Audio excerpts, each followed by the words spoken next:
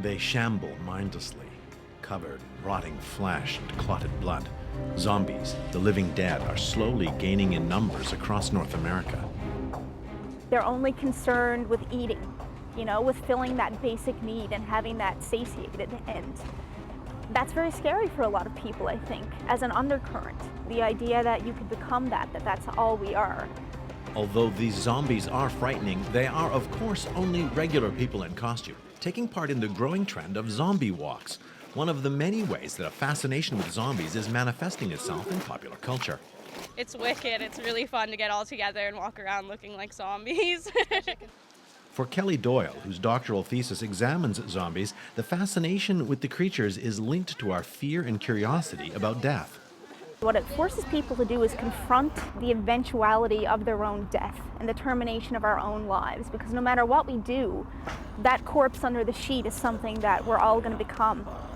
Unlike a lot of monsters, like the vampire, that is very romanticized and an idealized immortality, you stay young and you stay beautiful. The zombie on the other side of that is very human. It doesn't have any superpowers, it doesn't have any redeeming qualities. It's a corpse that's been reanimated. It is the most extreme representation of physicality, embodiment of us, dead. I just enjoy causing a little bit of havoc in the city streets, but in an organized fashion. Well, come on, you get to dress up, look bloody. How often do you actually get to just be completely out of the normal and actually be accepted for it? Doyle says that embracing your own demise and assuming the identity of your own corpse can offer a temporary release.